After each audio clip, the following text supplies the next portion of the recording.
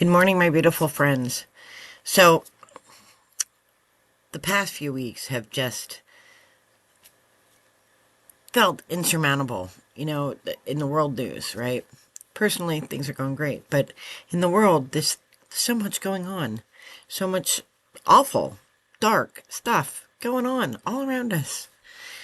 And I feel the weight of it. I don't know why.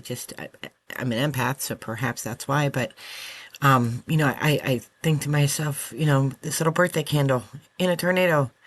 What am I doing here? What are we doing here?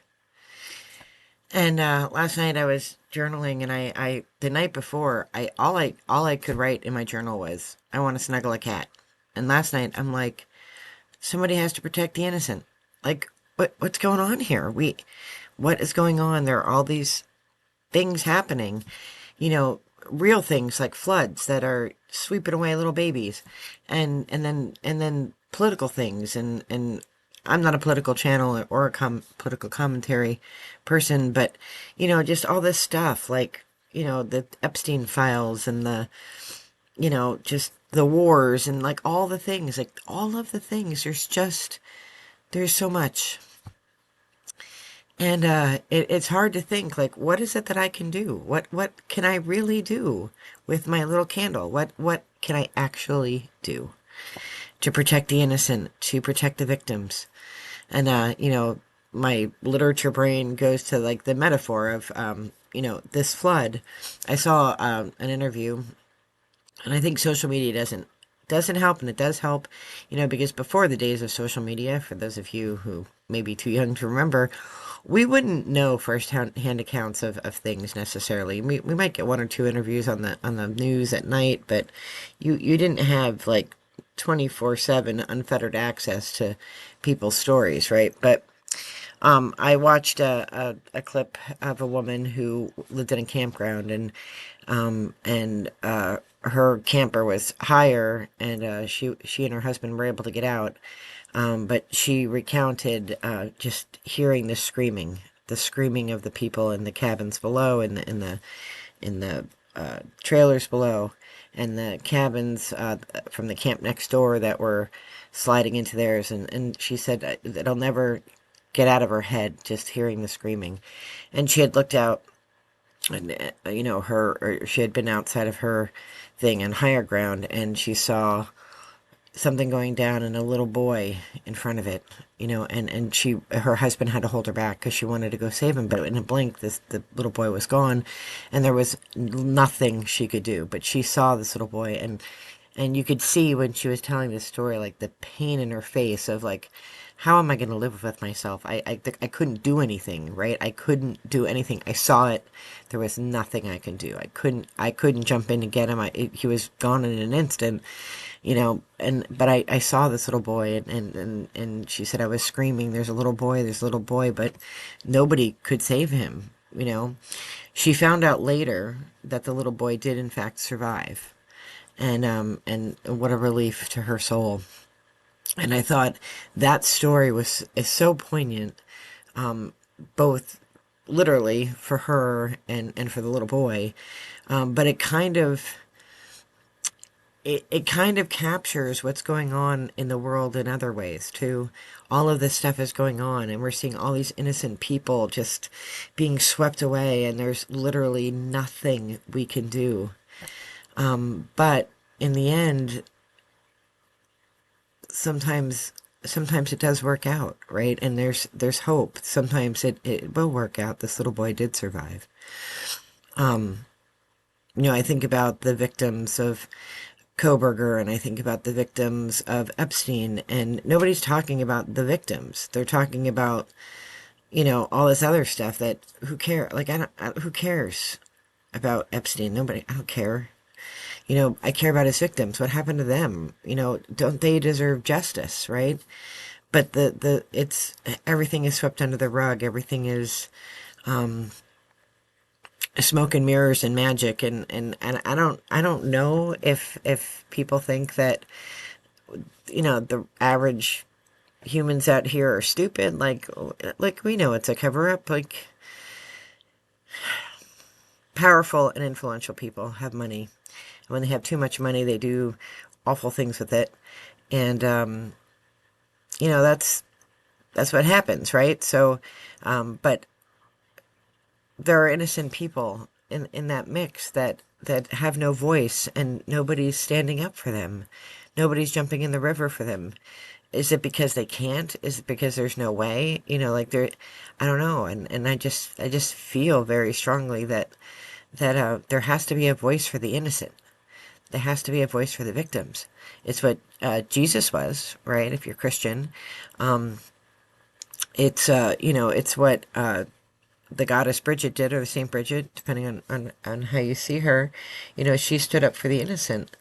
And you know, how do we do that? How do we do that? I mean, we can't jump in the stream because the issues go by too fast, that there's nothing we can do about it. There's nothing, nobody's listening, right? Nobody's listening. And so for each of us, you know, sitting here trying to make the world a better place, it feels like a futile effort because there's so much darkness.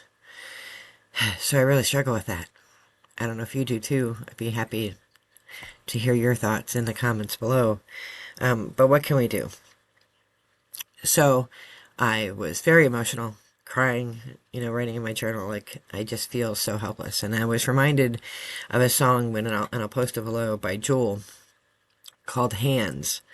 And, and just the chorus, which is, my hands are small, I know, but they're mine, they're not yours. You know, and with my voice, I'll go singing. So, you know, what she can do in a crisis is sing. That's what she can do. So there's something that we can do. You know, I have this platform on YouTube, and I can talk about it and put words to how maybe many of us feel helpless and standing on the bylines, not able to do anything. You know, and we can join forces, you know, just knowing that we're not alone in how we feel. I can organize efforts, you know, for care of the people in Texas. I can keep the memory of the victims alive by always saying their names, as we can with the 4 students from Idaho. You know, we can not participate in the sensationalism of victims, and we can meditate, and we can pray, or whatever your tradition is, if you're Christian or not. You know, we can continue to hope that there's still goodness out here, and you can see the goodness, right? You can see the goodness in Texas with the people. You know, don't look to the leaders of this country to be doing the good work. You know, the good work is being done by those local leaders, by those local people, by the people out there, you know, getting their tractors and getting their stuff and going through the rubble to find the missing people. Like that's where the goodness is. And I'm a reporter for our local newspaper, for local news. And I always think, like, it's the local, you know, like the town borough councils, like that's where you can actually make changes, right? That's where, like, that's where, if you want to make change, that's a place you can make it locally. Um, you know, nationally it's a dumpster fire, right? And I'm not, as you, if you follow the channel, know, I'm not Republican or Democrat. I'm not on board with any of the major parties. But you know, those problems just seem so big because the people are so powerful and so rich, and they're untouchable, right? And there's no guardrails for them, and there's no police of them. And then the people that you thought would be the ones, you know, that would stand up for truth, you know, the ones that you really thought, like, that person, that's a great pick because that person's going to stand up for truth, and you find out that they're not, right? That they're just giving lip service, and that's probably more disheartening because you didn't expect them to, you know. Because I think about, like, in the Epstein files, like, I know who wasn't on Epstein's island. Elon Musk wasn't. Dan Bongino, whatever that guy's name is, he wasn't. Kash Patel, he wasn't. And before they became whatever they are now, in the regime, they spoke out very heavily about the predator culture. And now that they're in positions of power to do something about it, they're remaining silent and they're doing nothing. They have the opportunity to jump in the stream and save the boy, and they're not. Right? So here we are on the sidelines thinking, what, how can we save the little boy? How can we do it? What can we jump in? Can we go get him? How can we help him? We're worried about that. They're not. They're like, eh, well, it is what it is, and that's politics, and it's just, it's the way it goes. They have the ability to jump in the stream, and they won't. So I think the first thing toward healing is just being realistic about expectations. We can't rely on them. We cannot rely on them to do the right thing. They have proven that they're not going to, right? And that is never Democrat nor Republican. That's both. It's not neither. It's both. Then neither party is going to do the right thing. They're going to cover up. They're not going to admit when they've done wrong. They're not going to protect the innocent. They're just not going to do it. And so we shouldn't expect them to, right? So we have to have realistic expectations that our leadership is corrupt, and they're not, and of course this is my opinion, right? This is just my opinion. But we just have, I didn't have a whole lot of faith in them anyway, and I have even less so now. So they're not ever going to be the ones that do the good, right? It's going to be up to us, the little people, the people without money, the people without agency or authority. It's going to be up to us to do the good things. And we can see that in places like Texas, where the little people, the people who've lost everything, are out there combing through the wreckage to find other people. That's they would have every reason in the world not to do it. They're the ones who heard the screams. They're the ones who've lived through that weather. They're the ones who've lost everything. They would have every reason in the world not to go looking for other people to help. And yet they are, because humanity is at its core good. And so we have to look at those examples of those people. They're the true heroes. Those are the true leaders. Those are the beautiful souls and humans doing the right thing. So manage our expectations. Talk about, how you feel about all of these different issues, whatever side you're on. And if you're on the side of the people who are making, these rules and decisions, and you're disenchanted or disheartened, it's okay to say that. It's okay. Like, sometimes I think people get married to their political party or to leaders of their political party, and then when something bad happens, they're like, oh, I can't say anything bad because that's the guy I voted for. You're an adult. You can feel however you feel and write it down or just talk about it. Don't bottle up those emotions inside. Put words and to your feelings, and make sure that you express them either to another person or to your higher power. Whatever you believe in. Do your rituals, set your intentions, do the things that bring your soul comfort.